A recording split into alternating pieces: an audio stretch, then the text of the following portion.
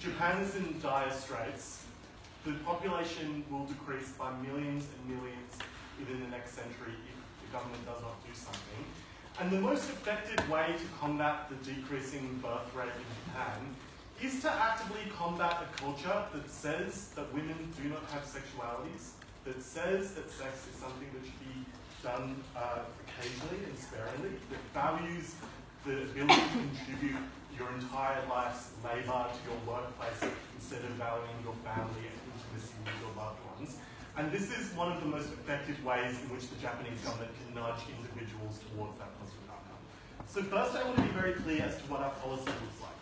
First, we would put these aphrodisiacs, which by the topic slide are presumed to be effective, in the water supply of all Japanese kind of cities and places that people live secretly, which means that individuals would not know about them, and we think that it's presumable that individuals would not find out about that program.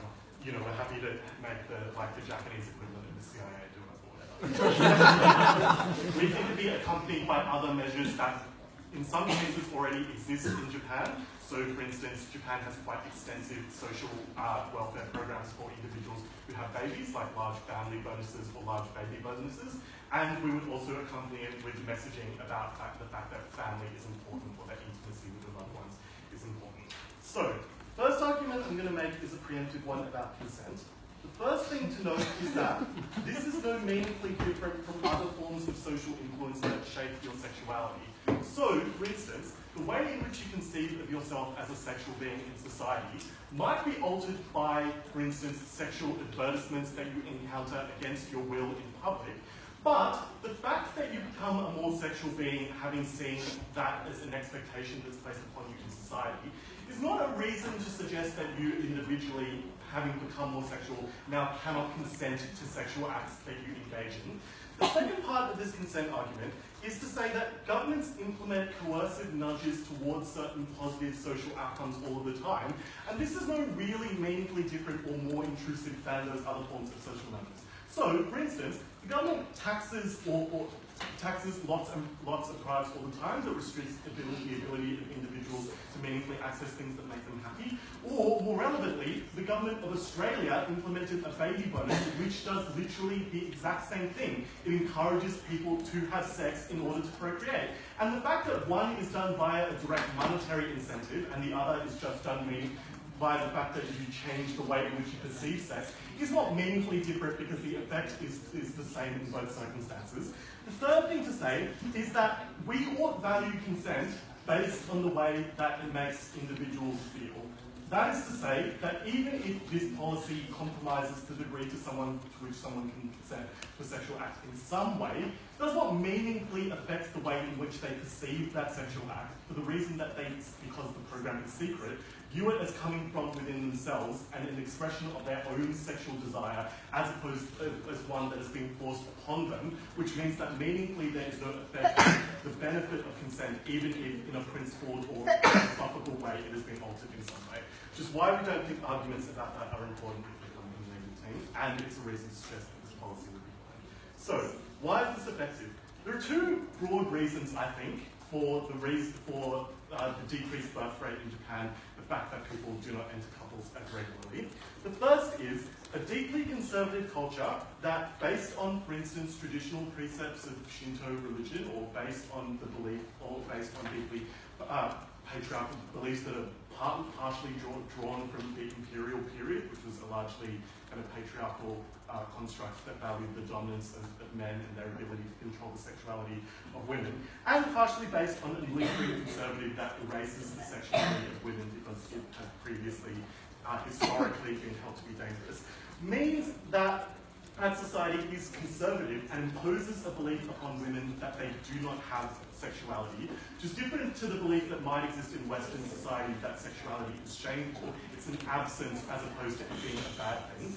The second reason is that it's either that or it says that libido is not important. And I would note that often the messaging that the Japanese government has used historically about procreation values sexuality solely as an act for the means of societal benefit in terms of things like procreation, which is counterintuitive but you can see how that means people are less willing to have sex if it's not seen as something that's important to your relationship. The third reason as to why there is a low birth rate in Japan is because of lowered libido. So the fact that you go to work for 16 hours a day and come home really tired means that you're very unlikely to want to have sex with your partner, or the fact that you go to a debating tournament all day, you might also do that. You really invited that on yourself, James. It's not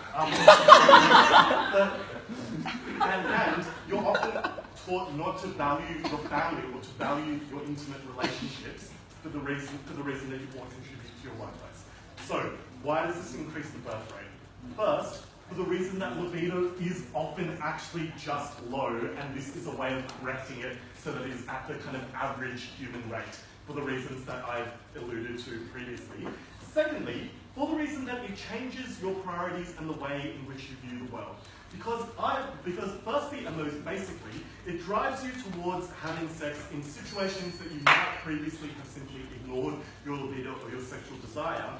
And more importantly, it makes it more likely that you'll value things like family life or intimacy, because under the status quo, it's very easy for you to rationalize away the reasons for which you should intimately connect with people, like saying to yourself, well, it would be really nice if I snuggled with my partner, but I have to go and work in my company and that's more important. But the innate sexual desire that you feel for sexual connection with other people is something that is not as easily ignored because it is a fundamental part of yourself and a primal part of yourself that you can ignore. Thirdly, it makes relationships more easy to form. So the barriers to forming relationships in Japan are very high. You have to, often people live with their parents. It's kind of awkward. I FaceTimed my mother once and that was bad. Secondly, because of shared spaces that make it difficult to form romances, like lots of people spend all their time in offices, which makes it hard to form those kinds of romances. And thirdly, holy shit, dude. And thirdly, for the reason that conservative dating practices, as I've already alluded to, also form barriers. And this is a very effective way at prompting people to form relationships in the first place, because again, it means that you overcome all of those rationalizable factors. It's, I think, difficult to make as a dating argument, but just think intuitively, if you are really attracted to someone and feel a deep connection to them because you're sexually attracted to them, you're far more likely to be willing to overcome heaven and hell in order to be with them, as opposed to a situation in which you feel no sexuality. Finally, the reasons why there being no sexuality apparently are important is because if you don't feel shame and it's simply an absence, it means it's far more likely that you will embrace that sexuality. And even if you are somewhat embarrassed, there are always public demonstrations that sexuality is normal, like the fact that more people will be in relationships, and the fact that you can engage in that relationship in private. And finally, the important thing to note is the normalization effect that this has, as opposed to other policies that people can opt into, which means it's far less likely to receive the sort of public backlash that other policies that improve the birth rate might encounter. This is good for Japan. People ought to be able to be loved. We facilitate that, please.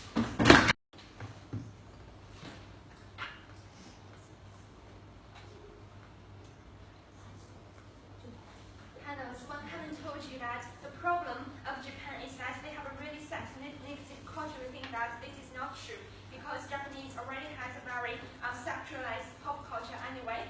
But also, we think that the true problem of Japan is that it has really high credit society, and people don't want children because they see children as a burden on their career, and they do not have time for their families. And to the point that I haven't told you that Japan already has so many child benefit support, but people are not having children. It's clearly that the problem is not that people is asexual. The problem is that people do not have time for the family. This is why people are out of those benefits because they just don't have time to do it.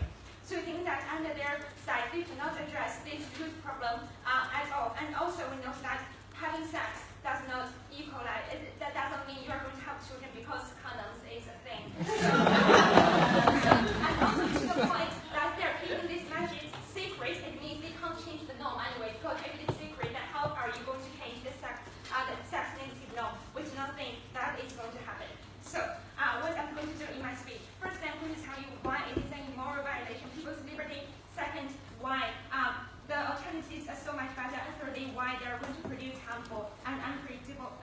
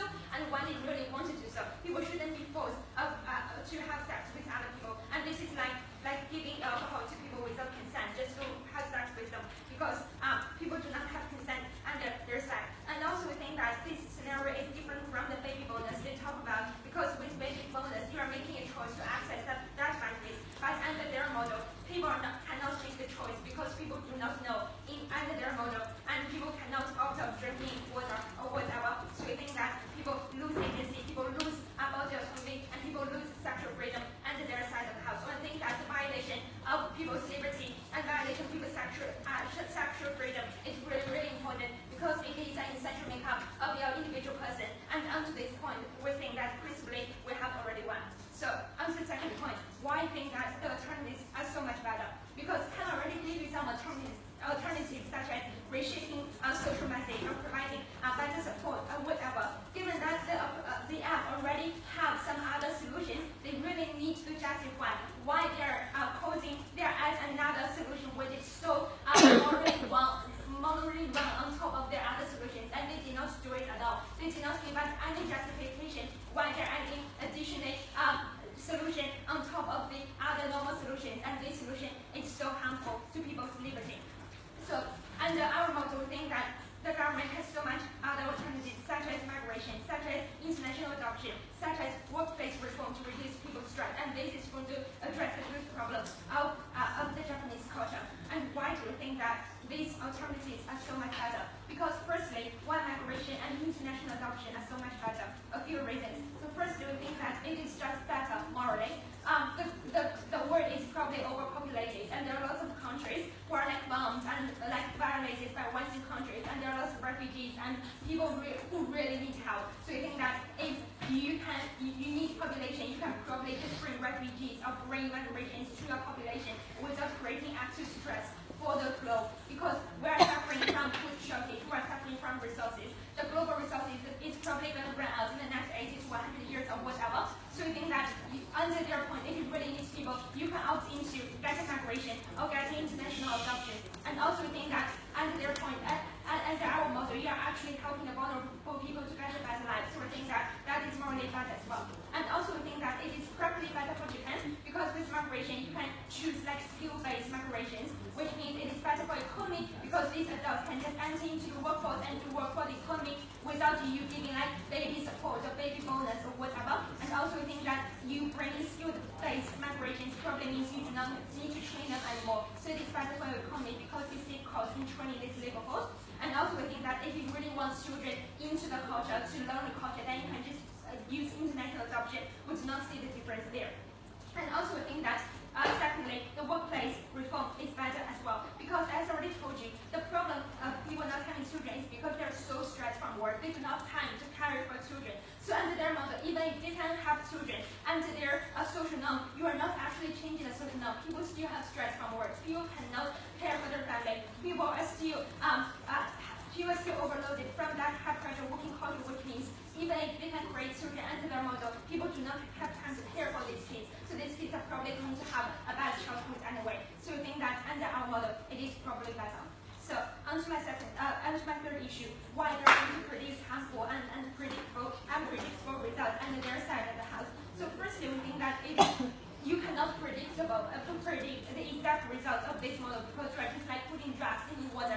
You cannot control how many people are accessing it, how many people are acting upon it, and whatever. That means probably one model, if people are just having sex with contraceptions, you are not getting kids at all. And the second scenario is that you are probably going to have an overpopulated Japan, and this is probably going to be especially harmful for Japan, especially given the really small land size of the Japan as well. So we think that having an overpopulated Japan is probably going to be harmful under their side of the house, because they cannot just like get rid of those kind of population. And also we think that under this point, our model is so much better, because with migration, you can change the plan, you can adapt a little bit, you can try have a trial period, and you can see if this model fits, what is the rate of the migration flowing into the country, and what productivity they have within the country. So you can actually change the model from the time to time. So you think this flexible model is going to be beneficial for the Japan. And also secondly, we think that under their side of the model, they are going to create a more sexualized society in Japan.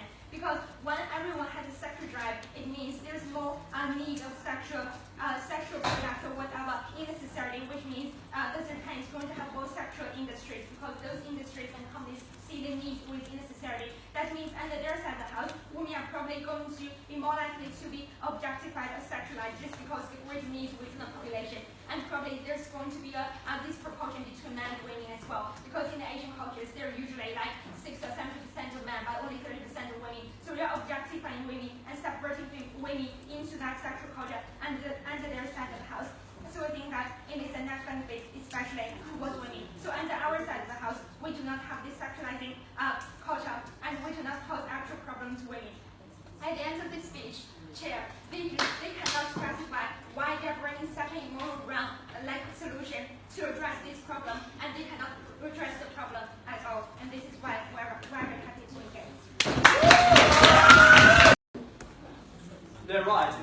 sexualize women because women feel sexy. Men sexualize women because men feel sexy. And a woman at a job interview is a lot less likely to feel like she's having a fair shot at getting a job if her prospective employer is pumped up on aphrodisiac pills, which they will need to be if this is going to break through the cultural norms that the affirmative team says are so restrictive. We're going to start by asking, is this the only way Japan could fix a low birth rate?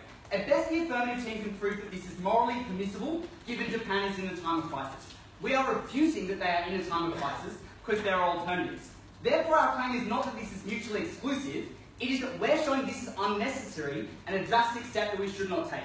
What are the alternatives? Firstly, if the problem is working too late, we prefer to restrict working hours rather than ask people to work 16 hours a day and fuck the other 8. Secondly, if the problem is living at home, we prefer housing policy that made it more affordable for younger people to move out, rather than just increasing the risk that Kevin is going to butt dial his parents.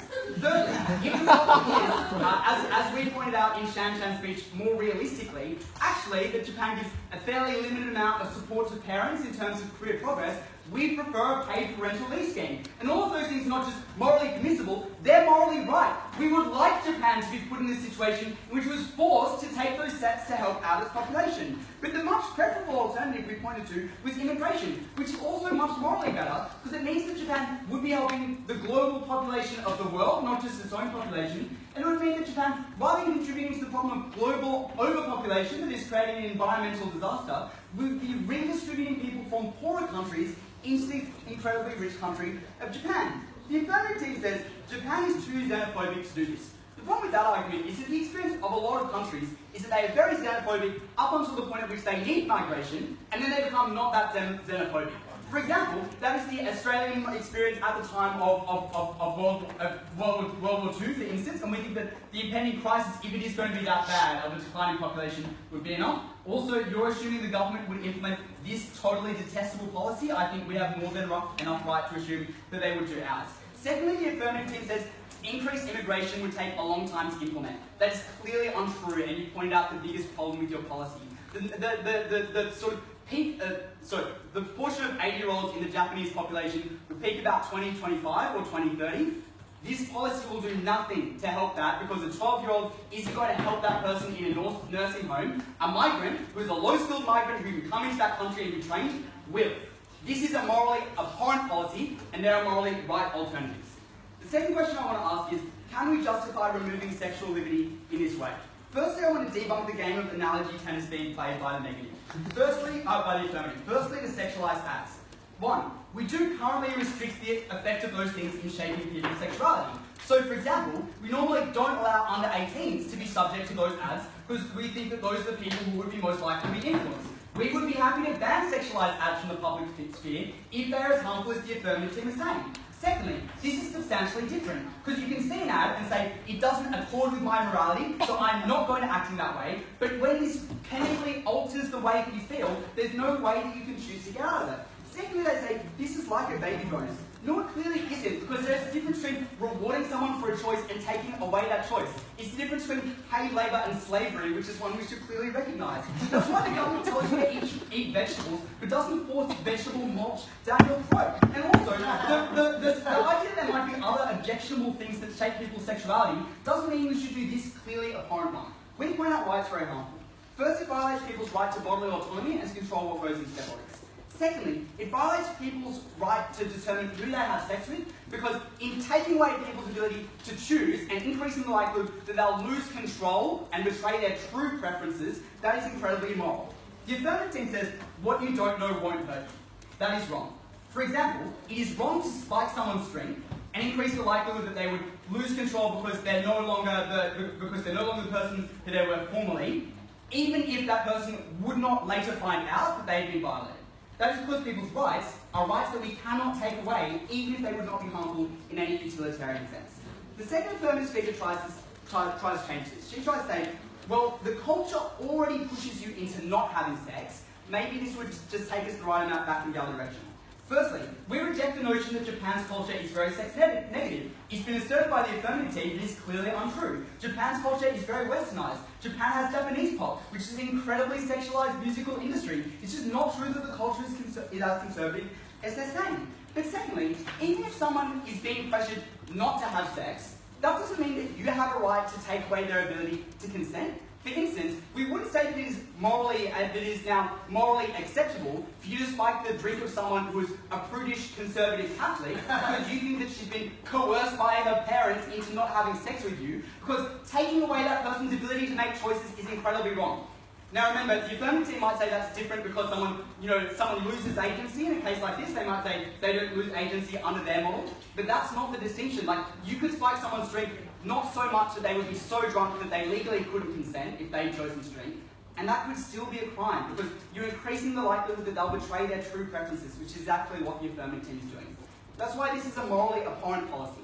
And even if Japan needs to spend a little bit more on nursing homes for its elderly population, that is way, way preferable than the Handmaid's Tale meets pharmacists.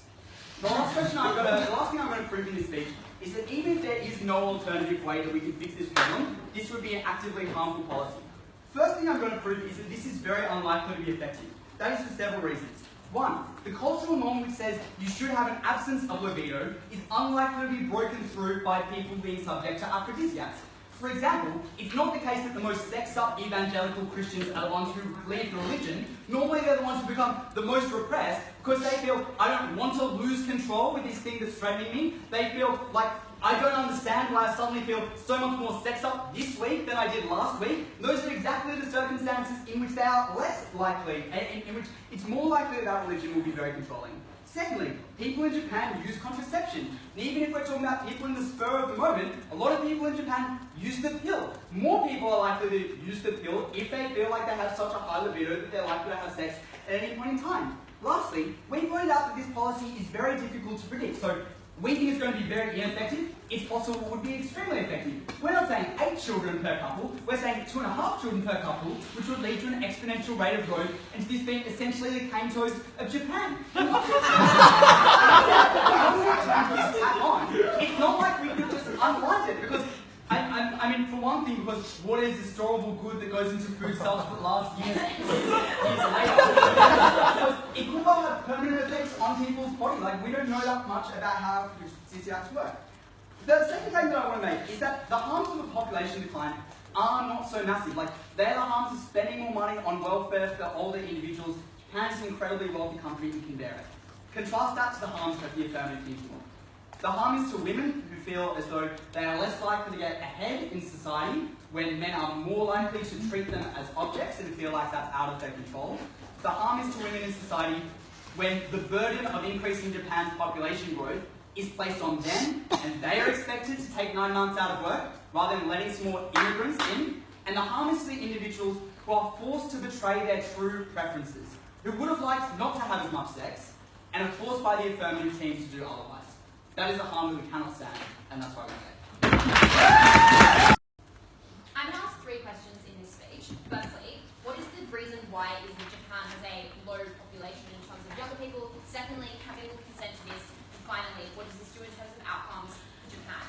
Firstly, on feelings and attitudes to sex as present in Japan, I think that at best in this debate, we can show you that Japan has differing groups of people, each of whom have differing reasons for choosing to abstain from having sex or abstain from having children. By the negatives characterization, that is that you make a calculated decision not to have kids, I think it is also fair to say that there is a large group of people for whom the conservative nature of Japan means that they choose not to have sex because they think it is something that is unimportant, or they think that women should not feel sexual feelings and therefore choose not to engage in it. I think that we need to deal with both of those characterizations in this debate. I think it is fair to say for different groups of people, both of them apply. So firstly, let's talk about the people for whom they claim, like, people make a calculated decision not to have children. I think the first thing to note here, though, is that if it is true you're making calculated decisions not to have children, and we already have lots of policies that attempt to appeal to that rationality, i.e. having things like a baby bonus, having things like good paid parental leave programs, the only point at which you can then overcome that rationality is by adding something into the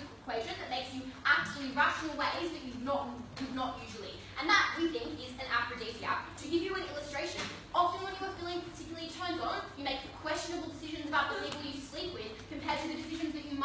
you are totally rational. And that is a good thing in this case, because if the claim is that it is rationality that is stopping you from having kids or having as much sex as you might like to have, then adding hormones into that equation and distorting what you perceive to be a rational decision is the only way by which you can overcome that barrier necessarily. I think the final thing to note though is that even if that is true for a large group of people, it has absolutely no impact on them insofar as they still use things like contraceptives. For that group at least, the impacts are small. That still doesn't engage with the impacts with the group of people we tell you this debate is about, which is people who are making decisions not to engage in sex because of conservative values about whether sex is important or about whether women feel sexually active at different points in their life. That is the group of people for whom we get benefits for. Given the policies that currently exist also aren't targeting the group of people you say this debate is about, that means that it's a net loss at that particular point. Second question in this speech then, on whether people can necessarily consent to this particular type of problem. The contention of the other team is that people cannot consent to this because they don't know what's in the water, it changes their biological makeup, but also it forces them to have sex in instances where they may not otherwise. We tell you at Kevin 3 things. Firstly, that you'll often have your sexuality shaped by outside influences. Then secondly, this is no different to other government policies. And thirdly, that consent should be based on empowerment, so unless it is the case that you feel unempowered by lack of consent, it is inconsequential. What do we hear in response? Well, Jimmy tells us that this is fundamentally different to other types of government policy because you are literally putting it down their throats. Firstly, I know that lots of states put fluoride in their water because they get benefits that are used to people, which means that that's probably not the right calculus to decide if something is right or wrong. But secondly, we say it's not literally putting it down your throat, right? Because we're not forcing you to have sex. We are doing something that will encourage you to have sex. So it is different from giving you the drug that will give you a cure for a particular disease or giving you the nutrients you need. It gives you the thing that then encourages you to do the other thing. But importantly, you still have an element of choice. Why is it that you still have an element of choice as opposed to the characterization we get from this negative, which is that choice is totally taken away from you? Because obviously you can still decide how it is that you want to get rid of the horniness you feel as a consequence of having this particular drug. Why is that? One, sex is not the only option available to you. You put your answer there. But secondly, it's also not the easiest option available to you, right? Because you have to go out and find another sexual partner, which means that often you will pursue the first option as opposed to the second, which means that you have a large element of choice still involved in the equation. That means that we think you are more likely to seek out a sexual partner, you're more likely to engage in sexual acts, but you still have a sufficient element of choice. There's something to note here though, is that in Western culture, we definitely wouldn't say that no one in this room could consent to the sexual interactions they have, because there is generally a societal pressure towards people engaging with sex and seeing it as something positive. And what that indicates is that even though you might be coerced into making decisions about sex in a small way or influencing the way you approach sex generally, that does not mean that you cannot consent to the extent we say it's not something worthwhile. That's the comparative that this team necessarily needs to engage with. What else do we hear in response to this? Well, they say it changes your biological makeup. I think the obvious response here is it does not change your biological makeup in the same way that having medicine doesn't change your biological makeup, even if it changes the way that you feel necessarily. But secondly, even if it does change your biological makeup, we get absolutely no analysis about why a shift in biological makeup is different to any other shifts the government imposed on you. And that is to say, we nudge the way people think all the time in terms of the decisions they make. They needed to give reasons why biological composition was so fundamentally different to a change in mental state that it justified that as opposed to asserting that it was different. We needed reasons as to why that difference was necessarily something that we should importantly value. At the end of that issue, we think it means people can consent in these cases. We think it's an important policy change. Third issue on outcomes. I alluded at the beginning of this that Jimmy's claim is that this issue is not serious enough to justify the exorbitant policy that we're pushing, given that you have a number of other solutions. I think that if their characterization of this debate is correct, which is that people make a rational, calculated decision not to have sex and not to have children, none of the policy options they push as an alternative to that work in solving that particular issue. And that means it is a situation of radical urgency in which we do need to have some kind of superior change. But let's deal with the other options that they give in terms of things like migration. We tell you why it is that things like migration are unlikely to be well received in Japan as a consequence of things like xenophobia. Their response to this is just to be like, well, if it's urgent, then you know that you have to do it. I think the first thing to note is this has been an issue since the 1980s, but we have never got a push for migration in this country because that is how deep xenophobia runs. But the second thing to note is people don't perceive this as an important issue because the impacts will not be felt for another 3 or 4 decades. And what that means is that even at the point you say this is particularly important, people don't perceive it in that way. So they are unlikely to want to do things like migration in the short term anyway. The The final thing to note, though, is obviously those things are incredibly expensive, which means you need to lobby political capital to get them to be justified. Jay says, well, if you can implement this policy, we can implement that. The difference is, because our policy is secret, it does not rely on authorization from the people or a public justification, which you have to do at the point you wanted to do things like increase migration or encourage international adoption. So it is much more feasible to implement this policy than the one that they necessarily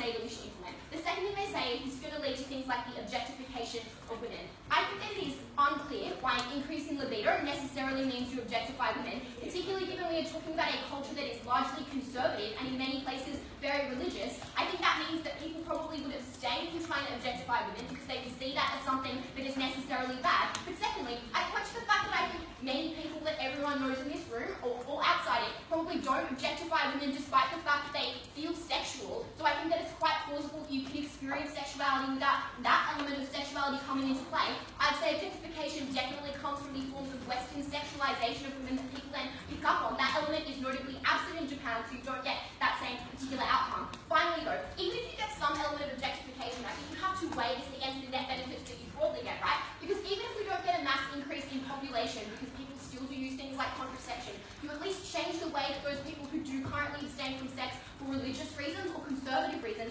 think about sex. And I think that is a good form of empowerment for those people, and it's something that we should prioritise because it is more likely to occur than the nebulous concept of some people really objectifying people into the future.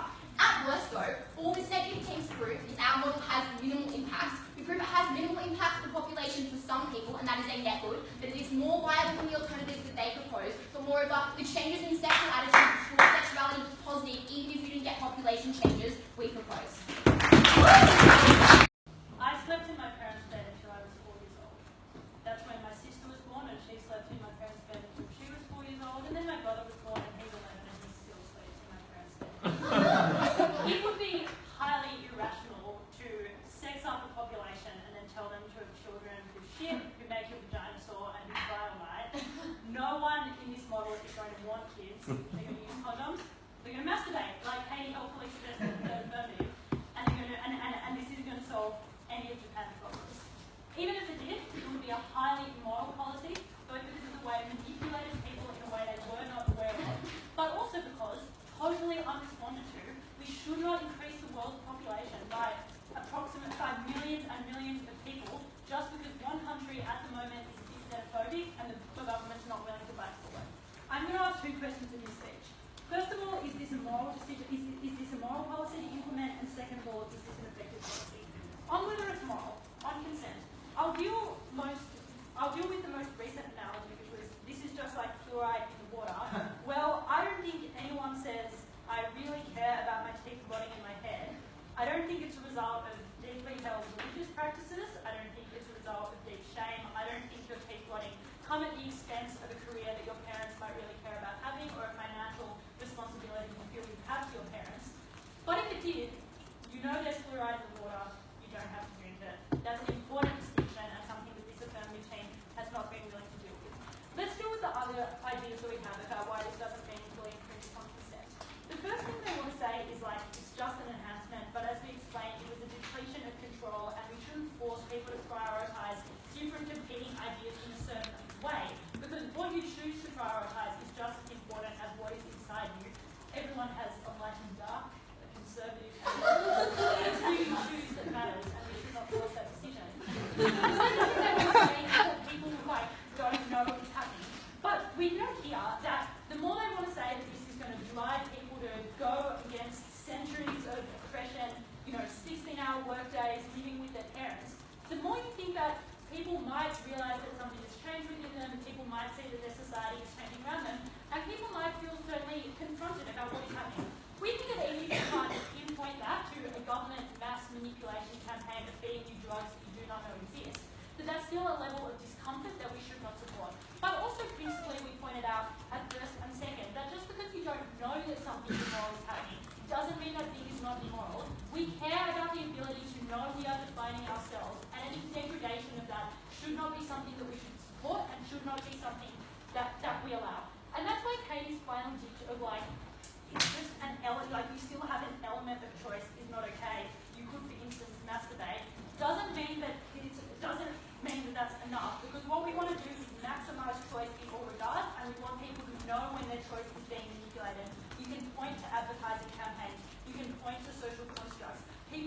upon themselves, whether they are parents or teachers or like feminists or community leaders, to explain the way that people make decisions. This is radically different to all of those things. We do feel also that the distinction that the affirmative team is trying to pin on us, with us only caring about biology, is not fair. We would not support a mass government hypnosis campaign that you got the second it like popped in between your reality TV advertisement. We think people should know what is happening to them, and we think that, and importantly, we think that what they are not knowing about here is radically different because of the extent to which it takes away your choice. That is why it is deeply immoral from a consent perspective to allow this to happen. I'd note here briefly also the principle that we brought you, however, about how Japan does not have a right and ought not contribute to increased population growth when we're dealing with a global crisis about resources and a global crisis about the way in which people are distributed.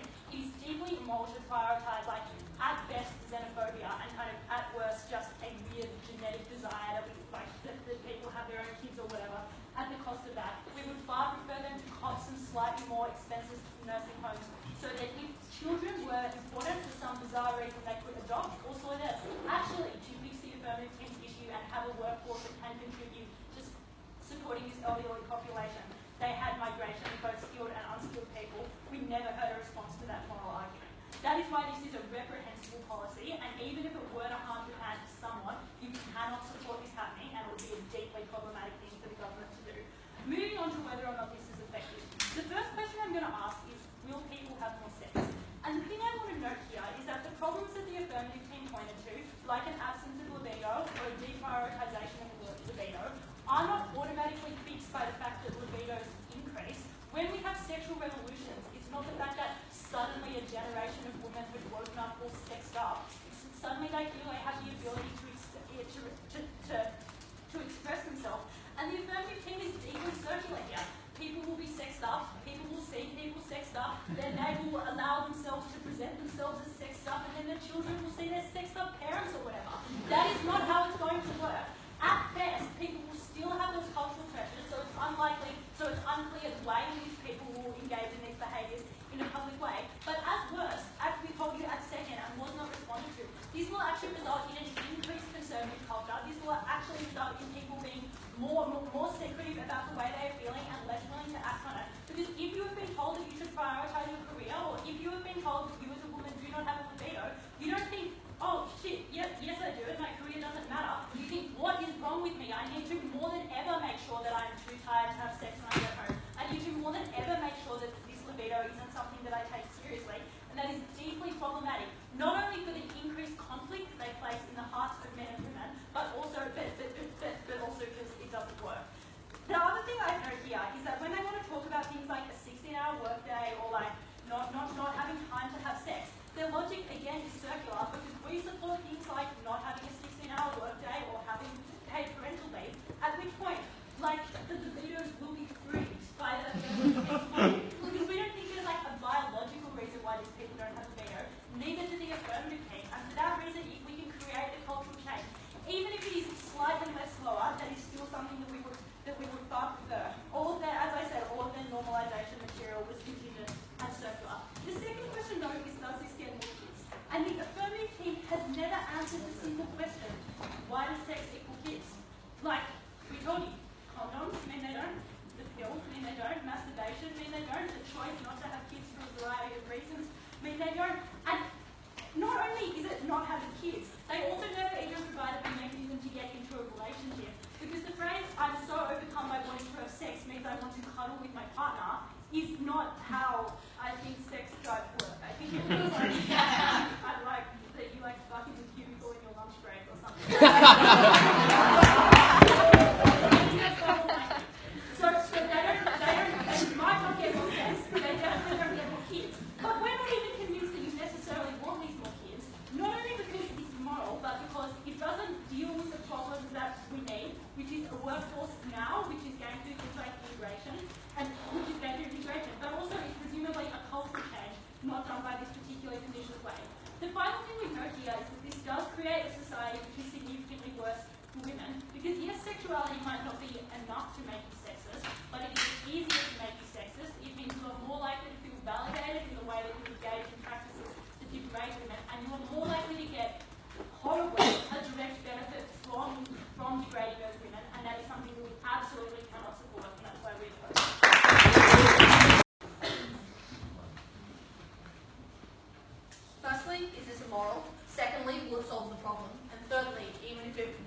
done with children, does that mean we should do it? On morality, we tell you this is a deep and fundamentally evil violation of individual autonomy that makes it immoral and therefore we ought not do it, because it alters your biological makeup, the very essence of who you are, and it robs you of sexual agency by making you more likely to lose control of your preferences. They have 3 responses, none of them worked.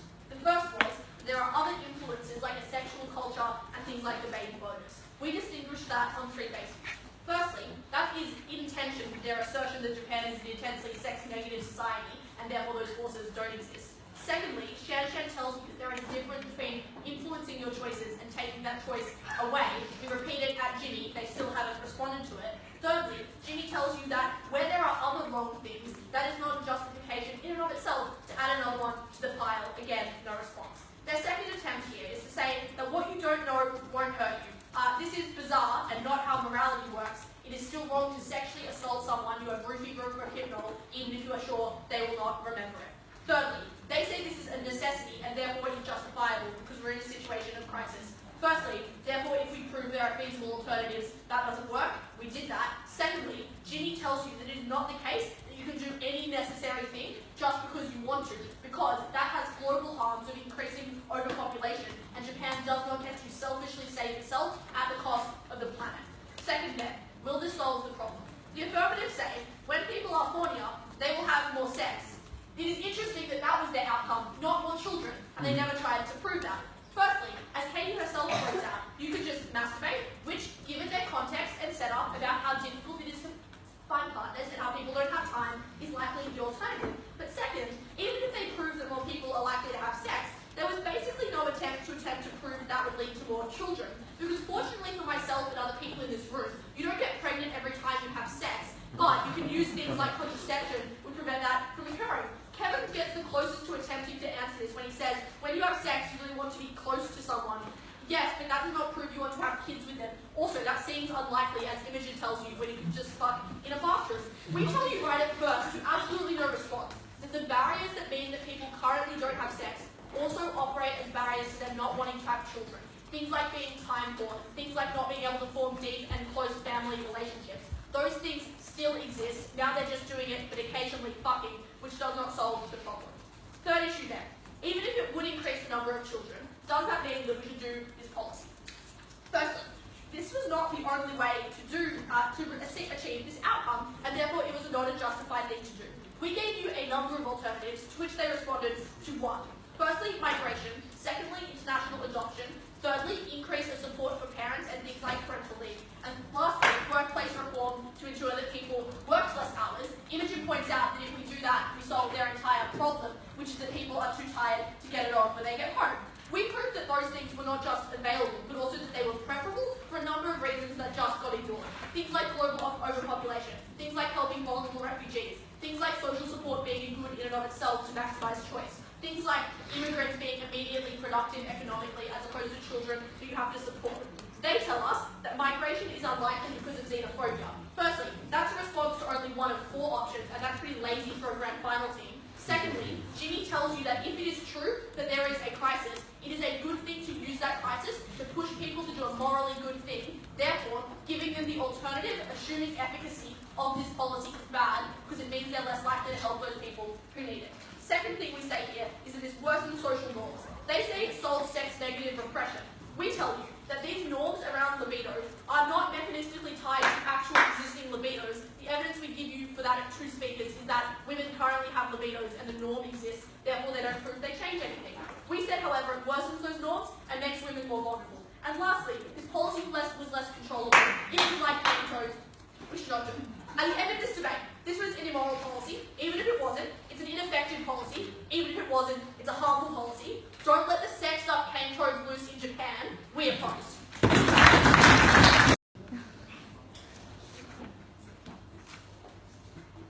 The first issue in this reply is can people with high sex drives consent to having sex, even if they did not choose to have that high sex drive? So, we gave you multiple reasons why people with high sex drives, who didn't choose to have high sex drives, who the government maybe even chose to have high sex drives, do. The first is that there's an element of choice about what they do. It is the same as other ways that you are coerced the way that you're coerced about your body makeup by society. The third is to say that consent is about how you feel about something, which is totally different from being roofied, where you have a period where you don't remember, and which I think was also quite hurtful, and was more in line with how it feels to consent, even though we have societal factors influencing our sexuality. And that's why it's clear here, people with high libidos, no matter where they got those libidos from, have the ability to consent. The only notion that they give us that they can't is the idea that without this, people reset back to neutral, the normal sex drive, which they should have. But we tell you that this has already been artificially distorted by the Japanese government through the policies they've put in, which increase working hours and have put in norms that mean that people's sex drive is artificially lowered. And this is correcting for that. In that case, there is clearly consent in here. The last reason they claim there's no consent is they said, well, we don't need to worry about that issue if there's no need for this policy at all, which ignored the many benefits we gave you, which were not only benefits to the economy we gave you at first, but at Bella and Kevin as well, the benefits of having a family and connection not fully rebutted. That's why it's clear you can consent, whereas you are artificially not consenting to having these benefits. Secondly, how will people respond? The first and bad attempt at this is, well, people are making a rational choice, and so they will continue to make that rational choice. Bella responds to this quite well. She says they're clearly not making a rational choice not to have children, because in that case, they would choose to just fuck or have couples anyway. And Kaity said that, and so that's why they then revert to this other thing, which is, well, no, this will change behaviour. It will lead to people coupling up. It will lead to people having sex. The difference is that literally everyone will do it with a condom on. What we tell you at Bella is the fact that they're not even having sex, and that is part of our mechanism on a path to having a child. Maybe you fuck someone, then maybe you eventually marry them, and then maybe an older you who wants to have children has a partner now, rather than the millions of single people who, when they want to have children, realize that they can't. So that idea that people have sex with condoms on is not a failure of this case. That is a path towards having a child eventually. So thirdly and lastly here, they say, well, if your cultural pressures are so impressive, people will not indulge in having sex now that they feel the sex drive. But importantly, we first frames these cultural pressures as the idea that people do not want sex or do not feel sexual desire, such that they will be overcome by this, and it was unresponsive to the way that we framed this from the beginning. So, people will respond by having babies. Lastly, what kind of society do we want? They told us that we didn't fully adequately explain why underpopulation was so bad for Japan, when we told you why it was so harmful, and then proceeded to assert that overpopulation is a global crisis. You might believe that, but you can't judge the debate on it. The second thing here is that other policies, they claim that other policies have, could have equal or different effects. We gave you multiple reasons to expect they would be worse. They would subject people to xenophobia, they would take much longer, and they would be incredibly expensive and come at the cost of other things. It's up to you how much you think they can see out as a policy on the other side, but what's clear here is that this is an important now supplement to the things that they thought were important. Their last idea was this was going to lead to people sexualizing women. We gave you an incredibly convincing answer. That comes from power, it comes from misogyny. It's not that